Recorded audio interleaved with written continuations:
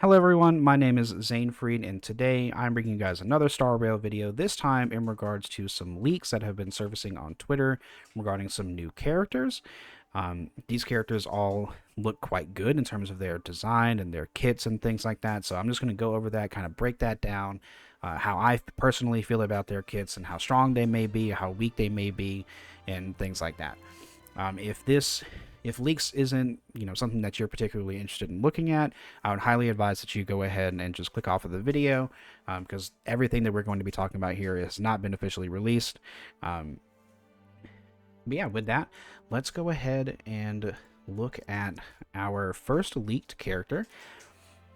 We are looking at Huo Huo. I'm more than likely pronouncing that wrong. I apologize. But first of all, she's very cute.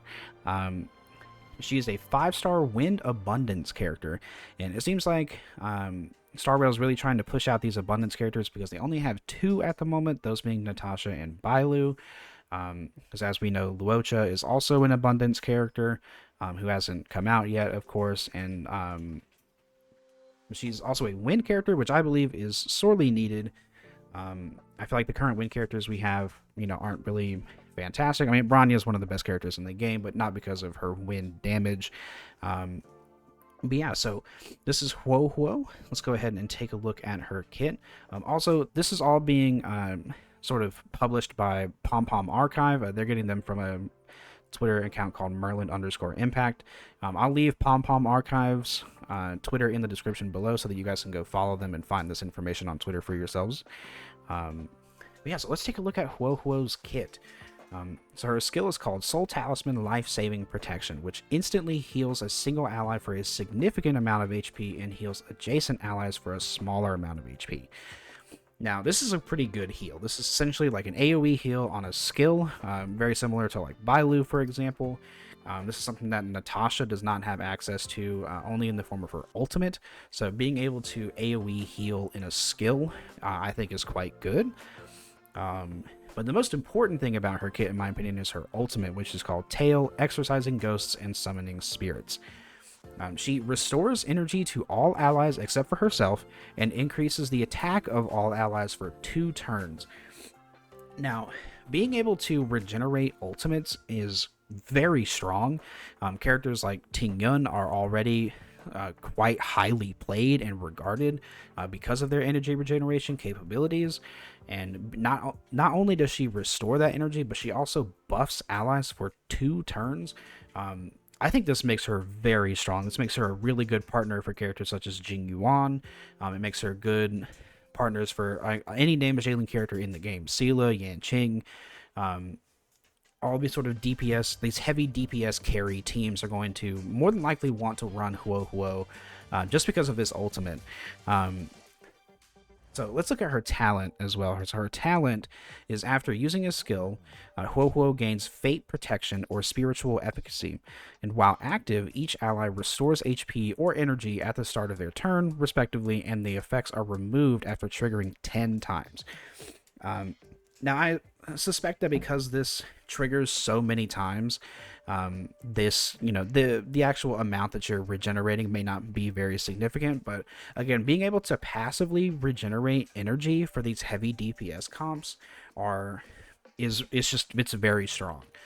Being able to get those characters their ultimates, which some rely on, such as Jing Yuan, even faster, is just so good. Her technique, I'm not going to necessarily read it word for word, but essentially she uses her technique, characters or enemies run away from her, and then after they attack, or after you attack with Huo Huo, their attack is decreased. Pretty good technique. There's nothing inherently wrong with that. We're really worried about her skill, her ultimate, and her talent. I think she is going to make a play for quite possibly the best support character, or the best healer in the game, purely because of her ultimate. I think basically every heavy DPS comp is kind of running like their DPS character with double harmony characters, whether that being sort of between Asta, Bronya, and Ting Yun, as well as like a tank or a healer to keep the team alive. And there's no reason for those heavy DPS teams to not run Huo Huo, because not only is she keeping you alive, but she's also buffing you with her ultimate and regenerating your energy for you between her ultimate and her talent. I think Huo Huo is certainly making a play for one of the best characters in the game, just given her kit. So very strong character. We also have an image of her light cone. I don't believe we know what it does yet. But again, very cute character. She also has the face from the character from Genshin Paimon, the Paimon face on her talismans, which is very funny. Yeah, so moving on from Huo Huo, we're going to get right into Argenti. So Argenti is a 5-star erudition physical character. Now that in and of itself is fairly strong. So physical is a type that a lot of enemies are weak to in the game currently, and being able to do that in an AoE, as erudition is known to do, is going to be fairly strong for shredding shields, or like, weakness bars and things like that. This is Argenti's light cone. Again, I don't believe we actually know what it does yet, but Argenti looking very, very similar to Titania from Fire Emblem. Path of Radiance and Radiant Dawn being some of my favorite games of all time, actually. So I definitely love Argenti's design. Let's get into their kit. So they are a 5-star character. Their skill is Justice Always Prevails, so it just deals physical damage to all enemies based on Argenti's attack. That's fairly standard. It's pretty much the exact same thing as Jing Yuan's skill, just does AoE damage. As an erudition character, I feel like that's kind of obvious. So very simple, but still, a good skill, especially given the fact that this is physical damage. His ultimate is Gift of Formless Beauty. It consumes energy to deal physical damage to all enemies based on Argenti's attack. It can consume either 100 or 200% of the energy cap, with the latter option increasing the ult's damage and dealing 6 additional attacks to random enemies. Burning through energy like that is certainly not the greatest thing ever, but at the same time, that is a lot of damage. And again, this being physical is just adds like icing on the cake. Argenti will more than likely be able to shred weakness, like shields, like very, very effectively, and will more than likely be good in a lot of scenarios, just because they're doing AoE physical damage. And this ultimate doing that much damage is just, that's very strong. Their talent is called Neutral Gray. Whenever they hit enemies with normal attacks, skills, or ultimate skills, they restore 5 energy and gain 1 stack of Self-Cultivation, which increases Argenti's critical rate by a certain percentage, which stacks up to 10 times. Now, this talent is very good. This makes Argenti very self-sufficient. He buffs himself and, regains his own energy even quicker than, most characters would anyway. This is quite strong. In terms of a talent, I think, a DPS character being self-sufficient, being able to buff themselves, is pretty good. And then we have Argenti's technique, which is called Gaze of Beauty. It stuns enemies in a certain area for 8 seconds, and upon entering battle with the stunned enemies, we get 5 energy back on Argenti and deals physical damage to all enemies based on Argenti's attack. That is pretty good. The technique is definitely something that you should be trying to use whenever you're entering combat. All around, I don't think Argenti is going to be as strong as Huo Huo, but Argenti certainly looks like they're going to be a fairly good erudition character, and will more than likely end up be on quite a few teams. So we will continue to go up here. This is Luca. This was a character that was posted officially, but we don't actually know anything about Luca. But apparently he is a 4-star Nihility physical character, again doing a lot of AoE physical damage. Stacking bleed is going to be really good for those damage over time teams. So let's take a look at what Luca does. So it looks like he has a physical attack, or he's a physical character, of course, but this is his basic attack, which can be enhanced. So he unleashes his his 100 Crack Fist 3 times, then use Rising Dragon Fist on a specified enemy target. Okay, so it looks like he has to buff himself to really utilize his basic attack, which seems perfectly fine. Um, his skill deals physical damage to a specific enemy and inflicts it with Fissure status for 2 rounds.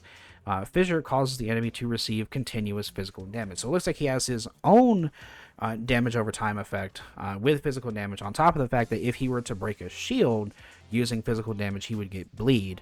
Now, that's very strong, especially for those damage over time teams with Serval and Sampo. I'm sorry, I had to think about that for a second. This seems like it will be quite good.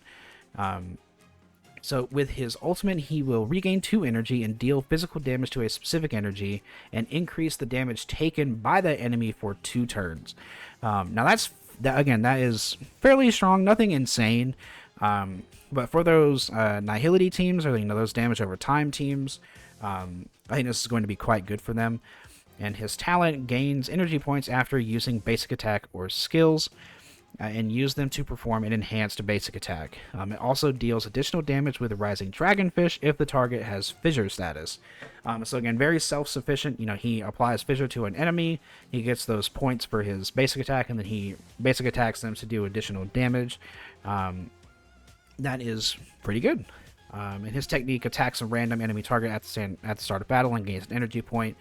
So I don't think Luca's doing anything particularly over the top, but certainly on those damage over time teams, they will love to have a physical damage over time dealer. So it looks like, so again, this is Luca's splash art. I believe this was posted officially. I love his design personally. I will definitely be trying to pull for him. I think he is that's a really good art. So we will move on from there. So we also have a character that we don't know anything about currently. Looks like they are only referred to as Firefly. So we don't know anything about them currently, but this is their character model. She is quite cute. Looks very similar to Corrin from Fire Emblem. So we don't know anything about her yet, so be on the lookout for that. I'll probably post a video regarding her. And then we have some images of what these characters' Eidolons look like. So this is Luca's Eidolons, and this is Blade's Eidolons. All very good art, of course. Star Rail is a very beautifully designed game in terms of its art and things like that. We have Kafka's Eidolons as well. We have Dan Heng 2. I didn't even see this. So we have Dan Heng 2 as a 5-star Destruction Imaginary character. This looks really interesting. Let's go over this. So this is his, so we got some different things going on with his basic attack. He deals high imaginary damage to one enemy with 2 attacks using his inhibitor Lune, and deals 3 attacks when buffing it again. And then on the second buff, it deals damage to 3 attacks on one enemy, and also deals moderate damage to one enemy and neighboring enemies with 2 attacks. Okay. And it increases the critical damage of Dan Heng before the last 2 attacks. That is quite good. And then from there, we have a third buff to his basic attack, where he hits one enemy 3 times, hits one enemy and neighboring enemies with 4 attacks, and increases the critical damage before the last 4 attacks. Already that seems fairly strong to me in just a basic attack, having 3 different stages of buffs, because the basic attacks also regenerate you a skill point as well, of course. That seems fairly good. And with his skill, he strengthens Normal's attacks up to 3 times and can be activated without using a skill point. That is good. All strength levels have different attack effects and require... the basic attacks require skill points to use. Okay. That's not too bad. His ultimate deals high imaginary damage to one enemy and moderate damage to neighboring enemies, and grants reverse scales to self, which can be used to offset the skill point consumption. Okay. So it looks like his basic attack consumes a skill point depending on which one you want to use. So his regular basic attack doesn't consume one, and then this basic attack will consume 1 skill point. The second stage of his basic attack will consume 2, and the third stage of his basic attack will consume 3 skill points. That is certainly greedy, but if we can offset that with his ultimate, that's quite good. His talent, he increases self-inflicted damage after each attack, up to 5 stacks. Okay. And with this technique, he gains a reverse scale after using a secret technique which can be used to offset the skill point consumption. So this seems really interesting. I'm not particularly sure how strong this will be given how greedy he is with skill points. But certainly, probably on a good like high DPS carry team, certainly seems pretty good. I did not see this before starting the recording of this video. That is quite interesting. But it looks like that is about everything that we know. It looks like Firefly will make an in-game appearance as an NPC in version 1.2. But other than that, yeah, that's pretty much all the leaks we have there. A lot of exciting stuff coming out of Star Rail, and I'm very excited for all of it. Yeah, if you guys want to see more videos like this, make sure to leave a like, comment, and please subscribe. That helps me out a lot. Yeah, it's been a really good video. I'm very excited for all of this, especially Dan Heng. I did not see that before this video, but in any case, I hope you guys have a good rest of your day.